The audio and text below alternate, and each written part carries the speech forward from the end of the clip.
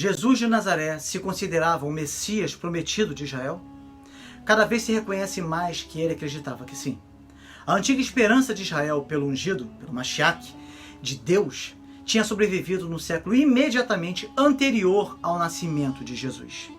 Entre os diversos tipos de figuras messiânicas na esperança judaica, a mais importante e difundida era a expectativa de um poderoso rei de antecedência davídica que subjugaria os opressores de Israel e restauraria o trono davídico em Jerusalém.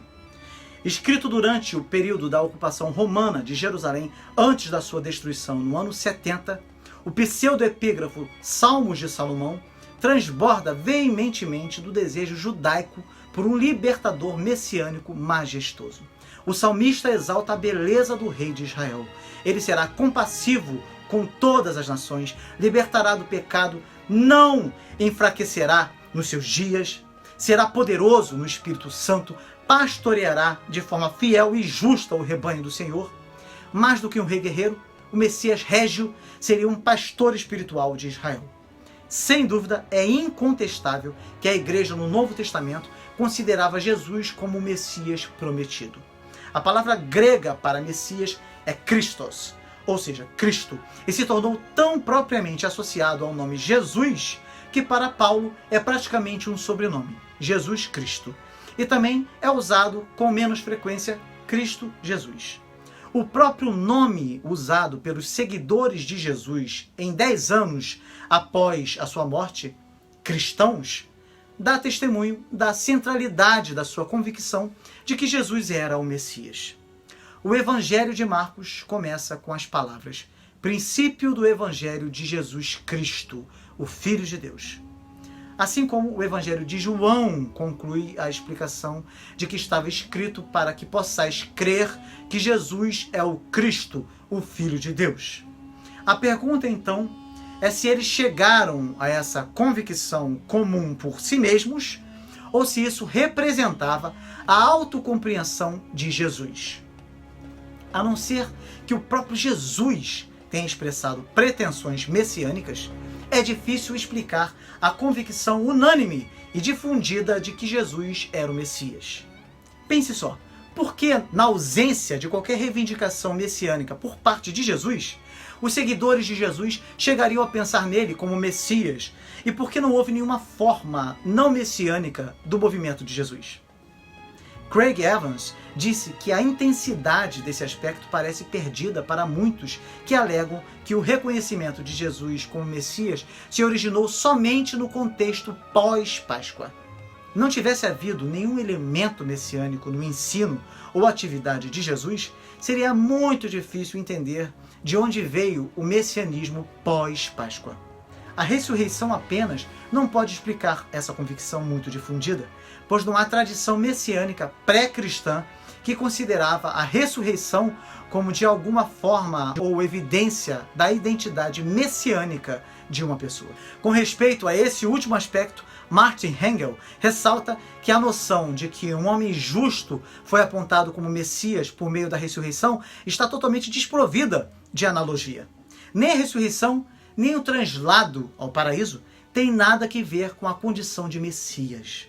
Na verdade, o homem justo e sofredor obtém um lugar de honra no paraíso, mas nunca aparece nenhuma questão de majestade messiânica ou transferência de funções escatológicas em conexão com isso. Tivesse ele sido crucificado por pretensões messiânicas, então, somente então, a crença na sua ressurreição teria obrigatoriamente se tornado crença na crucificação do Messias crucificado. Os evangelhos, de forma inequívoca, apresentam Jesus como tendo um senso de identidade messiânica. Dos textos em que Jesus expõe sua convicção de que ele era de fato o Messias, o mais famoso é a confissão de Pedro. E Jesus foi com seus discípulos para os povoados próximos a Cesareia de Filipe. No caminho, perguntou aos discípulos: quem os homens dizem que eu sou? Ele lhes respondeu: alguns dizem que é João Batista, outros Elias, e ainda outros, algum dos profetas. Então ele lhes perguntou: Mas vós, quem dizeis que eu sou? E Pedro respondeu: Tu és o Cristo. E Jesus ordenou que a ninguém falassem a respeito dele. É natural que as pessoas estivessem interessadas na natureza das pretensões de Jesus. Lucas e João atestam independentemente que João Batista tinha sido confrontado com questões semelhantes, o que forma o pano de fundo das suas predições da vinda de um mais poderoso do que eu, de quem não sou digno de desatar as correias das sandálias. Foi João Batista quem afirmou isso. Os discípulos que haviam deixado suas famílias e meios de vida para seguir a Jesus, certamente devem ter se perguntado quem eles estavam seguindo. A resposta de Pedro recebe atestação independente de João 6, versículo 69, em que Pedro declara a Jesus: e nós cremos e sabemos que tu és o Santo de Deus.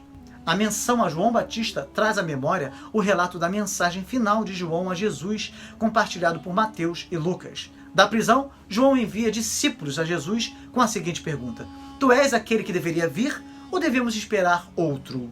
A resposta de Jesus a João recorre aos sinais que anunciariam o estabelecimento do reino de Deus em Israel. Ide e contai a João o que tendes visto e ouvido. Cegos veem, paralíticos andam, leprosos são purificados e surdos ouvem, mortos são ressuscitados e o evangelho é anunciado aos pobres. Bem-aventurado quem não se escandalizar por minha causa. Os sinais mencionados por Jesus são uma combinação de profecias de Isaías. A última profecia menciona explicitamente o ser do ungido de Deus. Que os contemporâneos de Jesus viam esses sinais como marcas de identificação da vinda do Messias está evidente numa passagem notória nos rolos do Mar Morto guardados pelos essênios em Qumran. A passagem prediz primeiramente o advento do Messias, pois os céus e a terra darão ouvidos a esse Messias, e tudo que está neles não se desviará dos mandamentos dos santos. Em seguida, descreve o que o Senhor fará naquele tempo. Ele honrará os piedosos sobre o trono do reino eterno, libertando prisioneiros, abrindo os olhos dos cegos, levantando os que estão encurvados. E o Senhor fará coisas gloriosas que ainda não foram feitas, assim como ele disse. Pois ele curará os feridos, ele ressuscitará os mortos, ele proclamará boas novas aos aflitos. Aqui temos associado ao Messias exatamente o mesmo conjunto de sinais proféticos alistados por Jesus na sua resposta à pergunta de João. Jesus, de fato, se enxergava como Messias de Deus. Ainda mais convincentes do que as declarações de Jesus para demonstrar sua autocompreensão messiânica são os atos de Jesus. A entrada triunfal de Jesus em Jerusalém no início da última semana da sua vida é uma afirmação dramática, pública e provocativa da sua condição messiânica. Esse evento é atestado por Marcos e João. Uma semana antes da sua morte, Jesus de Nazaré entrou em Jerusalém montado em uma cria de jumenta e foi saudado pelas multidões que tinham vindo a Jerusalém para celebrar a festa anual da Páscoa, com gritos de Hosana, bendito o que vem em nome do Senhor, na expectativa da vinda do reino davídico. Em todos os outros relatos dos movimentos de Jesus, ele se desloca a pé. O que então ele está fazendo quando monta numa cria de jumenta e desce o Monte das Oliveiras para entrar em Jerusalém? A resposta é que Jesus está propositadamente cumprindo a profecia de Zacarias 9, versículo 9 e 10. Alegra-te muito, ó filha de Sião, exulta, ó filha de Jerusalém. O teu rei vem a ti, ele é justo e traz a salvação. Ele é humilde e vem montado num jumento, num jumentinho, filho de jumenta. Eu darei fim aos carros de Efraim, aos cavalos de Jerusalém, e o arco de guerra será destruído. Ele anunciará paz às nações, e o seu domínio se estenderá de mar a mar, e desde o rio até as extremidades da terra. Jesus está propositada e provocativamente afirmando ser o rei prometido de Israel, que vai inaugurar o seu reino de paz. Sua ação é como uma parábola viva encenada para revelar a sua verdadeira identidade. quanto à multidão, foram os próprios discípulos de Jesus que já criam inquestionavelmente na sua condição de Messias e que o acompanharam à festa, que deram início à aclamação de Jesus enquanto este ia montado no jumento de Betfagé a Jerusalém. A indicação mais clara da autocompreensão messiânica de Jesus emerge da reflexão sobre a sua execução. A placa pregada na sua cruz, registrando a acusação pela qual Jesus foi crucificado, é atestada multiplamente como afirmando que Jesus foi executado como o Rei dos Judeus. Esse nunca foi um título cristão de Jesus, assim, pelo critério da dessemelhança, também provavelmente representa a real acusação contra ele. Por isso, a maioria dos estudiosos aceita o título e seu fraseado como histórico e genuíno. A especulação por parte de certos estudiosos céticos de que Jesus foi preso simplesmente como perturbador da paz é, portanto, totalmente implausível. As acusações levantadas contra Jesus de que ele ameaçou destruir o templo e prometeu reconstruí-lo mostram que ele estava sendo acusado de se arrogar papéis divinos. No pensamento judaico, Deus é aquele que construiu o templo e que ameaça destruí-lo também. A recusa de Jesus em reagir a essas acusações provoca a exigência direta do sumo sacerdote. Tu és o Cristo, o Filho do Deus bendito? A pergunta de Caifás, dadas tais expectativas messiânicas, teria sido natural, exigindo que Jesus respondesse se ele alegava ser o Messias, o Filho de Deus, que cumpriria essa promessa ao destruir o presente templo e substituí-lo por seu próprio templo. As pretensões messiânicas de Jesus podiam, por sua vez, ser apresentadas às autoridades romanas como traição, e daí sua execução como o rei dos judeus. E terminando esse vídeo, é importante dizer que alguns estudiosos consideram o Messias uma figura puramente humana e identificam uma série de reformadores judaicos como pretendentes a Messias. Por exemplo, durante a Segunda Revolta Judaica, no ano 132 ao ano 135 d.C., Bar Kokhba poderia ter sido considerado Messias pelos seus seguidores. No entanto, o conceito de Messias, com frequência, é de um personagem extraordinariamente exaltado, e os líderes de movimentos de renovação, que são tipicamente identificados como pretendentes messiânicos, na verdade, eles não recebiam esse título e nem o reivindicaram, segundo o que sabemos. Personagens como Judas, o Galileu, e Simão Bar Jora podem ter aspirado ao reinado sobre Israel, mas essa função não é evidentemente messiânica em si mesma. Nem todo rei judeu é o Messias davídico. Segundo os Salmos de Salomão, como já vimos aqui, o Messias não seria meramente um governante militar, mas muito mais um líder espiritual de seu povo. O rei davídico é chamado Deus Forte e se diz do seu reino que ele dura para sempre. Temas que são ecoados em Salmos de Salomão. De forma parecida, no século I, Similitudes de Enoque nos apresenta o Senhor dos Espíritos e seu Messias, que também é chamado o Filho do Homem e que é considerado um personagem pré-existente e semelhante a Deus. Assim, as opções messiânicas disponíveis na época de Jesus incluíam não somente o profeta, o sacerdote e o rei, mas também o Messias celestial.